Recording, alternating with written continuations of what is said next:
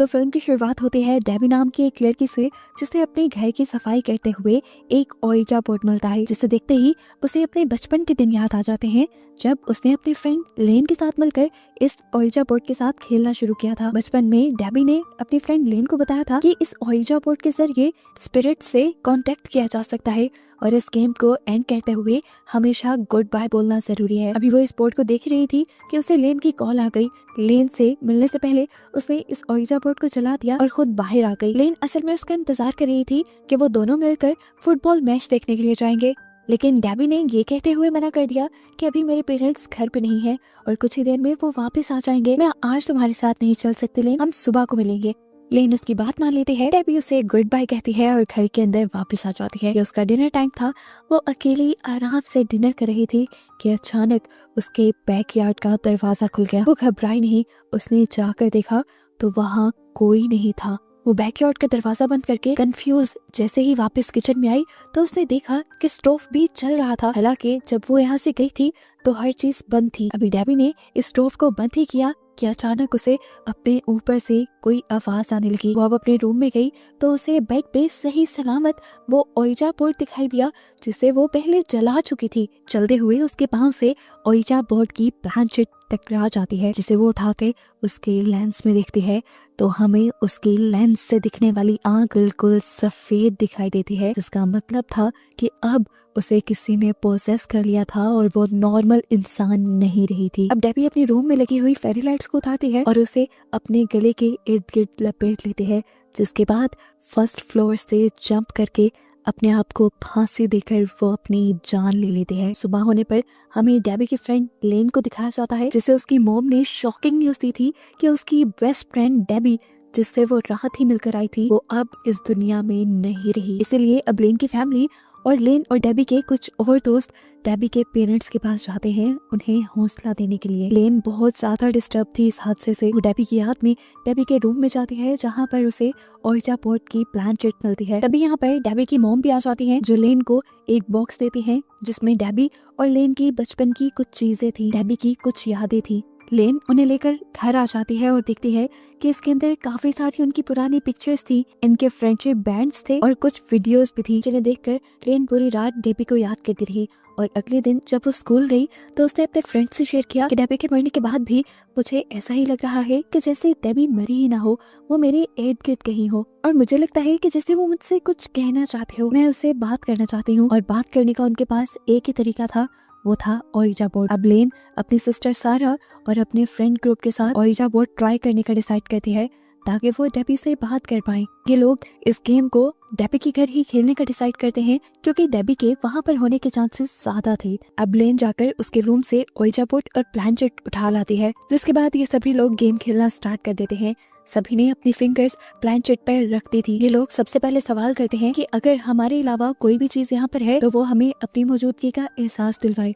पहले तो कुछ नहीं होता, लेकिन कुछ ही मिनट बाद एकदम से प्लानचेट यस पे मूव हो जाती है, यानी इसका मतलब कोई यहाँ पर था। इसके बाद प्लानचेट मूव करते हुए हाय फ्रेंड्स बनाती है, यानी जो भी चीज यहाँ पे थी वो इन सबको कह रही थी हाय फ्रेंड्स। अब इन्होंने सवाल किया कि तुम कौन हो। प्लानचेट डी पे मूव हो गई, जिससे नहीं लगा कि वो डेबी ही है। इन्होंने डेबी से अपने दिल की बातें कहना शुरू कर दी कि वो डेबी को बहुत याद करते हैं। इसके बाद ये लोग भी गुड बाय कर देते हैं और फिर प्लानचेट भी दोबारा से गुड बाय पे आ जाता है, जैसे वो सोल, वो स्पिरिट भी इनसे गुड बाय कह रही हो। गुड बाय पे आते ही इनके घर की लाइट जा चुकी थी। ये लोग बहुत ज्यादा हैरान हो जाते हैं कि एकदम से लाइट्स कैसे चली गई। अब लेन और उसके दो साथी मोबाइल की फ्लैशलाइट लिए मेन स्विच चेक करने के लिए जाते हैं। लेन इसी टाइम चलते हुए जब किचन के पास से गुजरी तो उसे वहाँ पर स्टोव चलता हुआ दिखाई दिया। अभी उसने स्टोव बंद ही किया था कि उसके आगे जाने वाला पीठ एकदम से चिल्लाया। उसके सामने शीशा था। ये सब जब उसके पास आए तो उससे पूछा क्या हुआ तुम्हें। पीठ ने बताया कि मैंने अभी अभी शीशे में किसी की परछाई देखी थी और तभी किसी ने मुझे पीछे से धक्का दे दिया, मेरा हाथ शीशे पे लगा और जख्मी हो गया। ये सब जो हुआ ये बहुत ज्यादा डरा देने वाला था, इसलिए ये सब फौरन इस घर से बाहर निकल आए और अपने अपने घर चले गए। लेकिन आज के बाद से हर एक के साथ अजीबोगरीब काम होना शुरू हो जाते हैं। जैसे इनका एक दोस्त ट्रेवर जब कहीं जा रहा था तो एकदम से उसके सामने ट्रॉली आ गई, जिससे उसका एक्सीडेंट होते होते बचा। और फिर अचानक से उसके सामने दीवार पर हाय फ्रेंड्स लिखा हुआ आ गया। दूसरी तरफ इनकी दूसरी दोस्त इजाबेल जब अपने घर जाने लगी तो उसे अपनी कार पे हाय फ्रेंड्स लिखा दिखाई दिया। यहाँ तक कि पीट को भी अपने डेस्क पर हाय फ्रेंड लिखा हुआ दिखाई दिया। यहाँ लेन को भी अपने घर अपने लैपटॉप पे हाय फ्रेंड्स लिखा दिखाई दिया। और ये सारे अलग अलग बहुत ज़्यादा परेशान हो गए। सुबह जब ये स्कूल में मिले तो इन सब ने अपने साथ होने वाले इन इंसिडेंट को आपस में शेयर किया और इन्होंने बात की कि लगता है डेबी इन सब से कुछ कहना चाहती है। इसीलिए इन्होंने फैसला किया कि जल्द ही ये ओइजा बोर्ड वाली गेम दोबारा खेलेंगे ताकि ये डेबी से बात कर पाए और जान पाए कि आखिर वो कहना क्या चाह रही है। अब ये डिसाइड करने के बाद रात को दोबारा सारे डेबी के घर आ जाते हैं।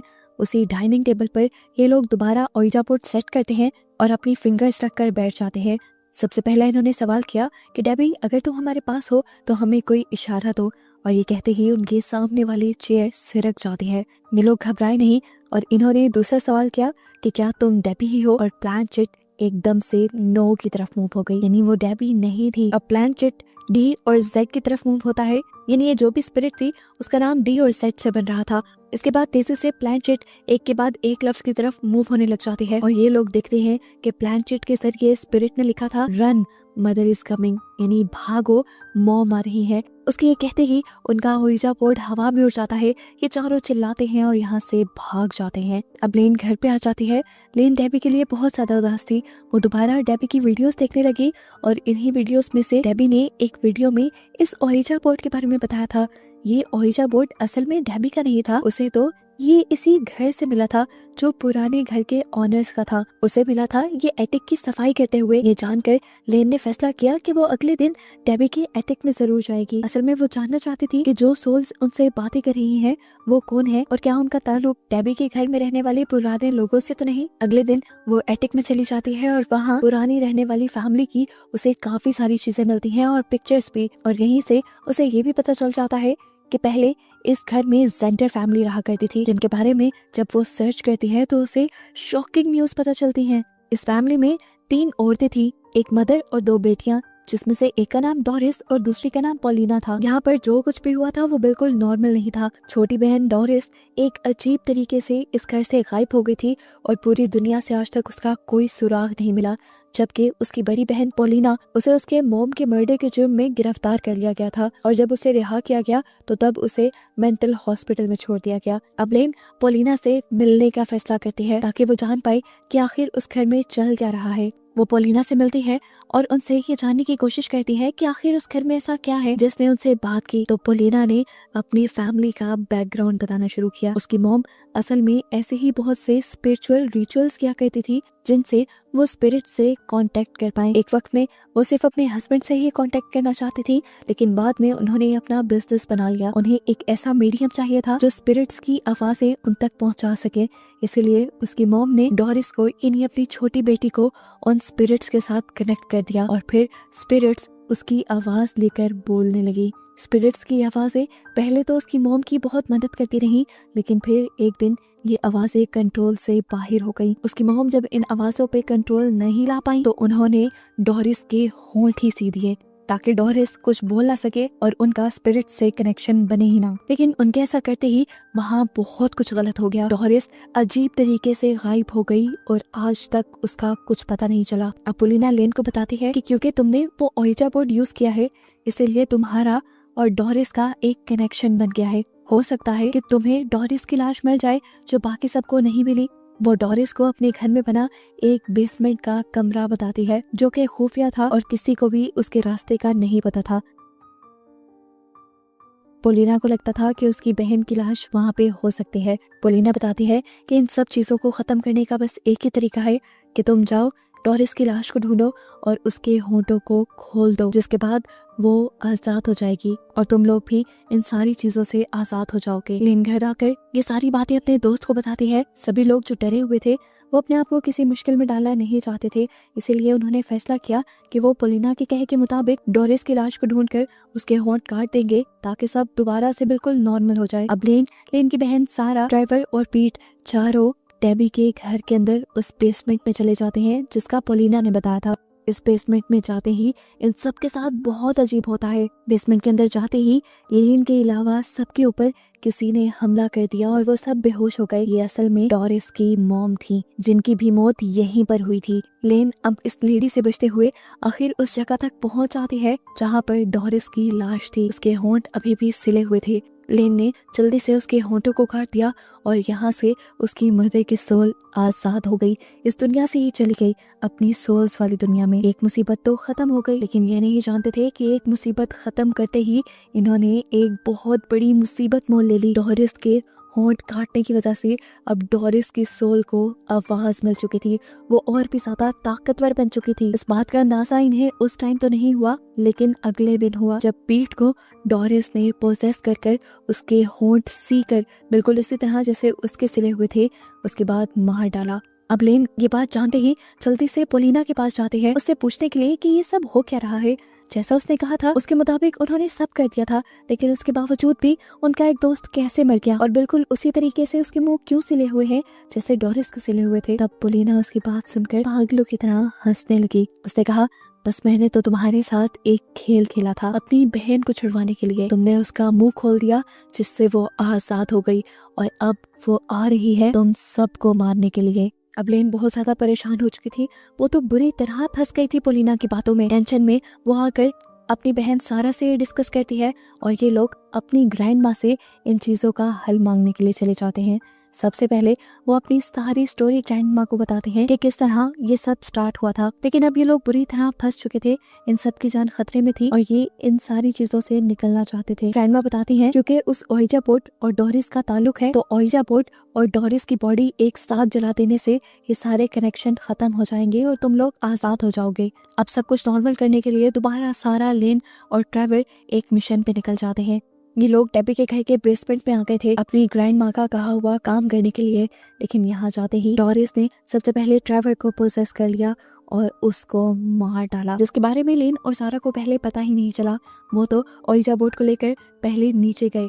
अब लेन जल्दी से फर्नेस चलाने लगी थी ताकि वो डोरिस की डेड बॉडी और इस ओइजा बोर्ड को एक साथ चला सके, लेकिन पीछे से हमें दिखाया गया कि डोरिस ने सारा को पकड़ लिया था और वो उसे उस खुफिया कमरे में ले जाने लगी थी जहाँ पर उसे मारा गया था। वो अब सारा के होंठ सीने वाली थी। इससे पहले कि सारा मर जाती या उसे कुछ हो जाता, लेन के जहन में एक आइडिया आता है। वो यहाँ बैठ के ओइजा बोर्ड गेम खेलने लग जाती है क्योंकि वो जानती थी इस गेम के जरिए आसपास की सोल को उनके पास आना ही पड़ता है। उसका ये प्लान वर्क भी कर गया और उसके ये गेम स्टार्ट करते ही यहाँ पर डोरिस भी आ गई। डोरिस इस गेम को बंद करना चाहती थी, इसीलिए वो फौरन ओइजा बोर्ड की प्लान चिट को गुड बाय की तरफ लेके जाने की कोशिश करती है, जहाँ पर लेन पूरी ताकत के साथ उसे ऐसा करने से रोक रही थी। लेकिन एक इंसान की ताकत एक घूस्ट की ताकत से हमेशा कम होती है और तभी यहाँ पर उसका साथ देने के लिए आ गई उसकी दोस्त यानी डेबी की सोल। अब ये लोग दोनों तरफ से जोर लगाने लगते हैं कि प्लान चिट गुड बाय की तरफ ना जाए। जिस वक्त इन लोगों के दरमियान में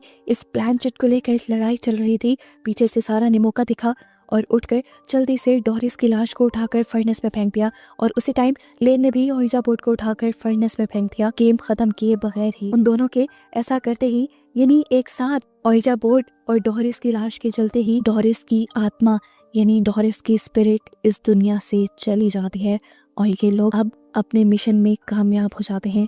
लेकिन इन्हें बहुत ज़्यादा दुख था अपने 3 दोस्तों के बनने का। कहानी के पोस्ट क्रेडिट सीन में हमें दिखाया जाता है कि लेन जब अपने रूम में थी तो प्लान चिट उसे अपने कमरे में दिखाई दी, जिसे उठाकर उसके लेंस से जब उसने देखा तो हमें उसकी आँख बिल्कुल नॉर्मल एक इंसानी आँख की तरह दिखाई दी, जिसका मतलब था कि अब सारी इवल चीज़ें ख़त्म हो चुकी हैं और इसी के साथ ये मूवी भी यहाँ ख़त्म हो जाती है।